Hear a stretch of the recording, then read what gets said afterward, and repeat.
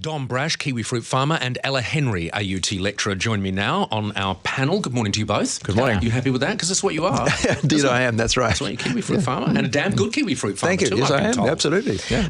Let's talk baby Leo. Sam Forrest went to the public, essentially, went online and asked for money to help him out, to help him get himself and his young son back to New Zealand. He got more money than he ever imagined he would get, and there is talk now that he is squandering that money unwisely and wrongfully. What do you think, Ella? Well, when you ask for charity and people give it to you, it's your absolute right to use that however you wish. But, there is a moral obligation to do, I think, to use that money as well and wisely as possible, and that may or may not be happening at the moment. So if you were giving him counsel, what would you advise him to do?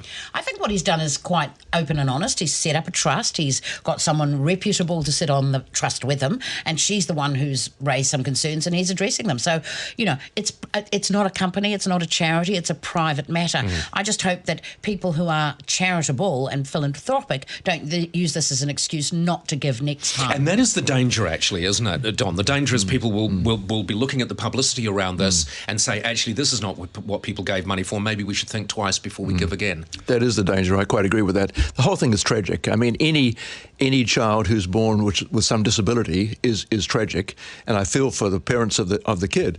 But, I mean, using the money in the way which was clearly not intended, I think was a bad mistake. Because there is a moral obligation on Absolutely. him. And he may well say, look, this is a private matter, and you suggested it was a private matter, Ella, but when you go public and ask for support from people, then you have, I think you pointed out, an obligation to do the right thing. And in this case, I think the right thing is certainly to set up a fund for the baby and not to touch it. Anyway, this is more to come out here because it's turning into quite the public fight. Career tips. We're going to have an expert in the studio very shortly to talk about career tips for young people.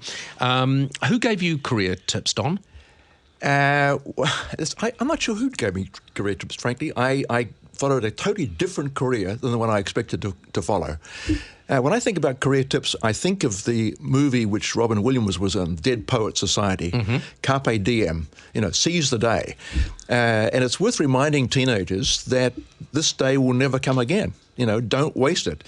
Get the best qualification you can and go for it. Do you subscribe to the view that really you want to encourage young people to be as open-minded about the future as possible?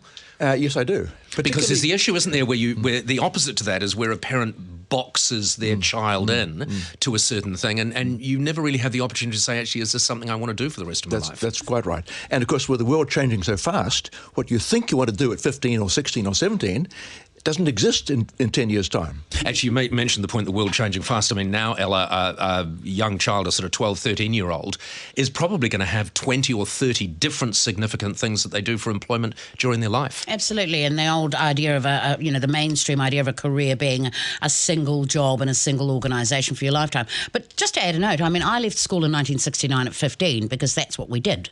And I was an adult at 15, and my advice from my father was don't get pregnant, which I still think That was your career advice. That was my career, don't get pregnant for a while, and which I still think is quite good advice. It's not bad. Yeah, and I teach in a university, and the thing I try and encourage my students to do is read. Really simple stuff. Don't try and figure out what at 18 you want to be doing at 50, because I wasn't doing what I wanted to do at 50 when I was 18.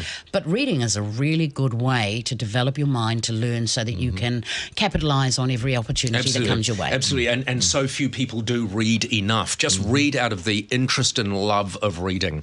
Ella Henry, Don Brash, our panel this morning. They're back in just a moment.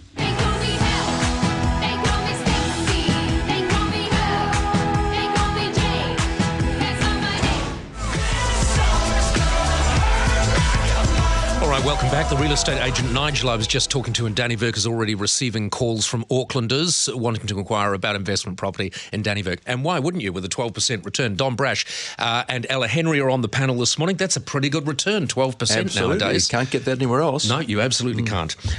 We should maybe take a drive down there and have a look at the property on offer. Don, Andrew Little, it seems to me that he is incapable of fronting on something like the Chinese name issue, which they raised. It's their issue. Clever move, but they can't follow through. Better than most, I understand the problems of being leader of the opposition. I mean, it's a hell of a job to be in. Jonathan Hunt once said it's the worst job in Parliament, and I think he's right. I'm disappointed in the way Labour's handled that. I had lunch a couple of weeks ago with a guy called Fraser. He was fully Chinese. I had a guy on Monday this week, his surname was Lee. He was fully European. So it's not a very good basis for making a judgment on who owns what. It is an issue to discuss. I mean, non-resident purchasing of Auckland property is an issue. It's a valid issue. It's a valid issue, absolutely. And in the void that was created by the government, it is reasonable that Labor should fill it. But if you're going to do that, if you're going to come up with an idea, you have got to be able to articulate it properly. That's right. Exactly true. And he's not doing it very well. Should Labor be worried about their leader, do you think, Ella? Well, I think that particularly leader of the opposition or any politician that chooses to target one particular ethnic group could find themselves committing political suicide. Don't you think, Don? I do, indeed. That's true. What could you possibly be referring to, Ella? I have no idea. But you do that at your peril. You do it at your peril, but you have to be up for answering the criticism, fronting the criticism. That's right. And that means that they have to have the best possible spin doctors, whether you use that term or not, to prepare them for the onslaught. So do you think they've been let down? Do you think Little is being let down by the people who are giving him advice? I'm of the view because he's proved himself competent in other areas, so the man's not a fool.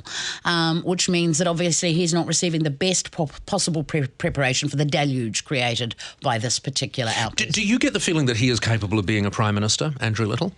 I don't know if there is a set of criteria. What is the criteria? That you smile well? Well, being able to front the media, which he can't do at the moment. Yeah, that's true. But a lot of Prime Ministers in our history weren't able to do that in the early days. But it's becoming more important to be able to do it now, I think. I think you could get away with not being able to do it, way back. I'm not sure that I would trust a fully formed, perfect media manager if you seem too slick. If you leave a snail trail, I'm not necessarily going to vote for you twice. I'll just ask you that question very quickly too, Don. Do you think Andrew Little's capable of being a Prime Minister?